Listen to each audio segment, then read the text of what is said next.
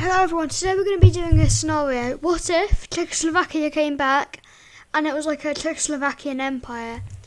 Now, Czechoslovakia used to be a nation a long time ago, but then they split apart when when the Iron Curtain fell down. So, just a little bit of history there.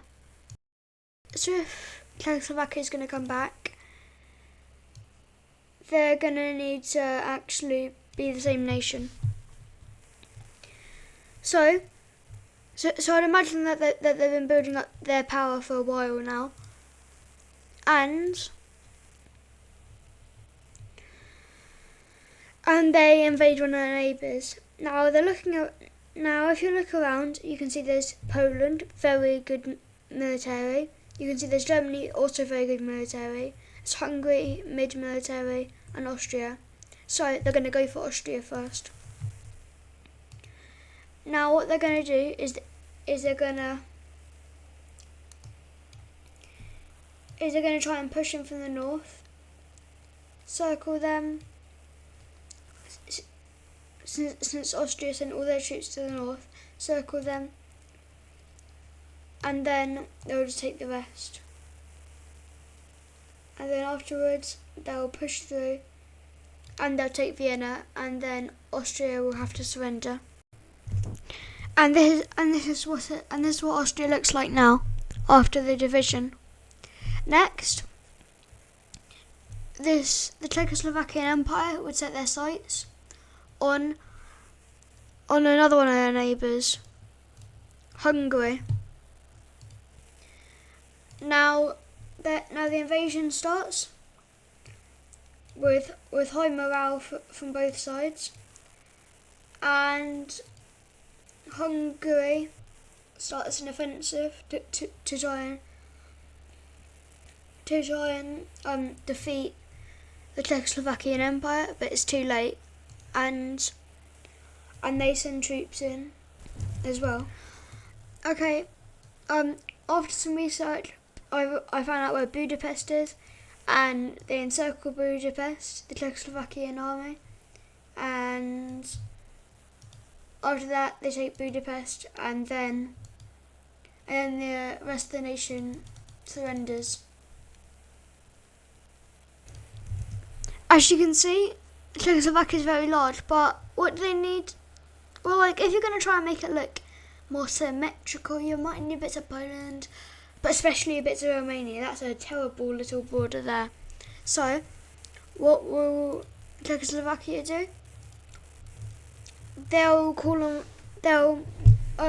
declare war on Romania, and this is the first time where this happened. But Romania, well, it's not the first time, but it's going to be, but this is going to be very different to all the other times.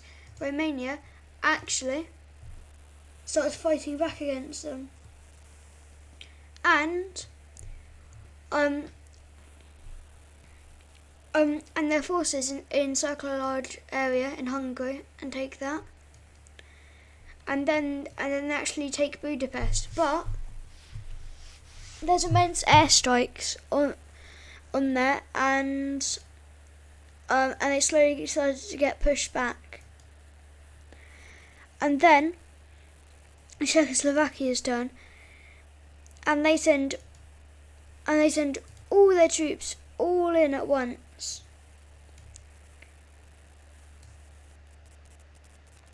And it is one of the biggest invasions ever.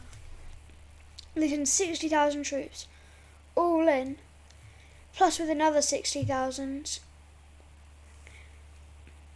Then they do paratrooping round the back here. Round the back of Romania. But they won't give up yet. But then finally, when the paratroopers link up, Romania surrenders. And as you can see, this is the new borders. Now, their next plan of action will be invading Poland and Ukraine. So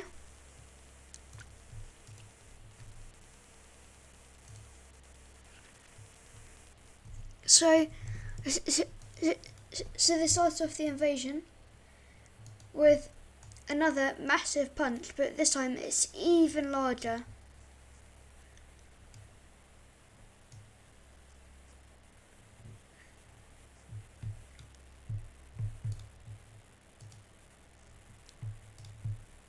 So there are still little pockets of soldiers, but not many.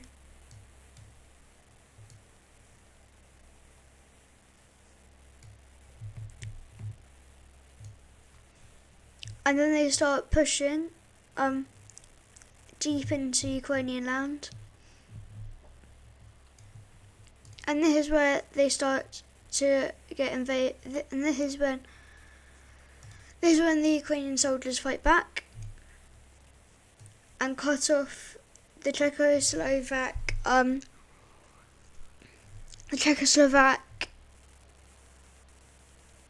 ammunition and weapons and things.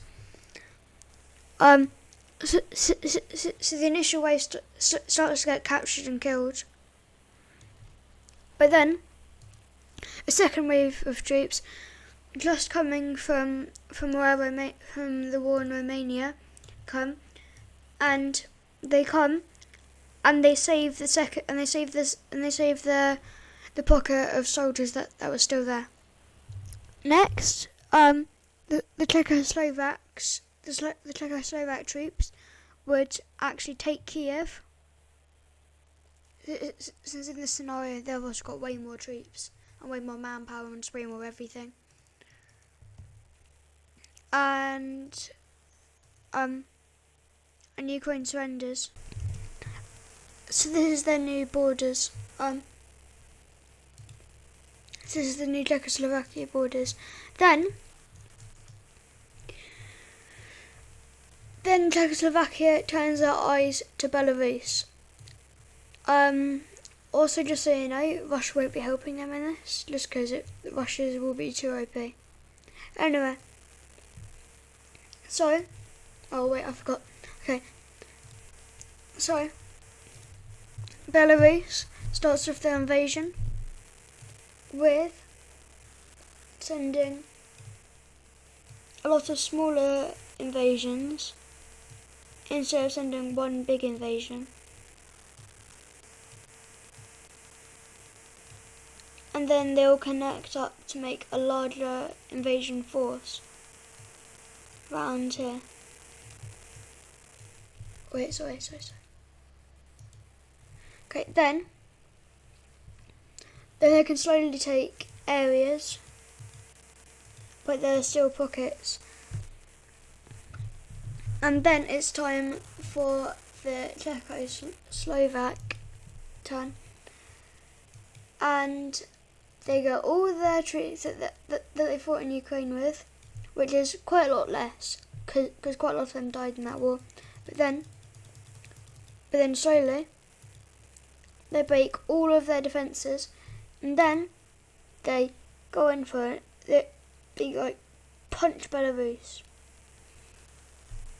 separating the east and the west. Wait, no, they do it here, so they don't get infected by Chernobyl, and then separate the east and the west from here.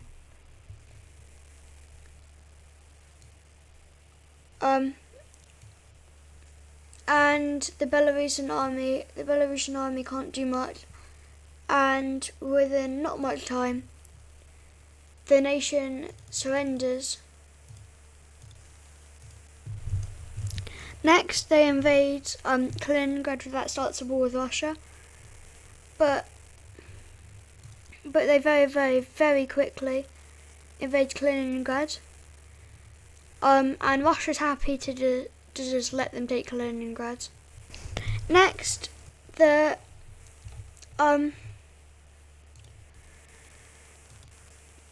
Czechoslovakia will invade Latvia and Lithuania. Estonia is staying neutral though. And relatively quickly, they've got an even larger force now because they've done a lot of training and a lot of prescription, and probably not as big as that. Yeah, like this, and they just do one massive punch into the Baltics. After taking the capitals, they go for the pockets of troops, and they absolutely decimate the rest. Now it's probably the most important nation that they're invading yet. Poland. Now Poland's going to have probably the best defence, and they might even be able to defeat Czechoslovakia, who knows.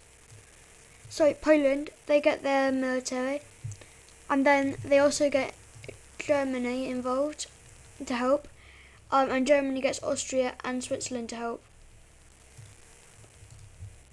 So this isn't looking that good. Then Czechoslovakia,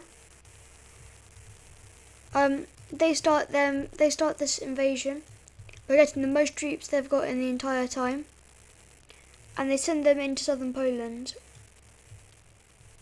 Then they also get a smaller division to invade Austria's new capital in the Alps. And what do you know? Austria has left the war again, surrendering. Then Czechoslovakia, they get their army and they push into eastern Germany, circling Berlin. And they try and get Switzerland, but Switzerland's literally invadable, so they can't invade it. And they surrender to Switzerland, so Switzerland's out the war. And then they invade the German capital. And then they also take Warsaw. Germany and Poland will remember this. Now they're at the peace conference. Now after the peace conference, they take all this land, but the nations that they border, they start to get a bit annoyed with this, and they call on the UN. They call on the UN to stop this. So the UN and NATO, which are then ASEAN, the UN, the EU, NATO, the Arab League, the Organisation of American States, the African Union, and many more unions across nations, all join in. All of them. Yeah, actually all of them. I spent actually like 30 minutes doing this. Okay, what am I doing with my life? Okay, anyway. So the invasion begins.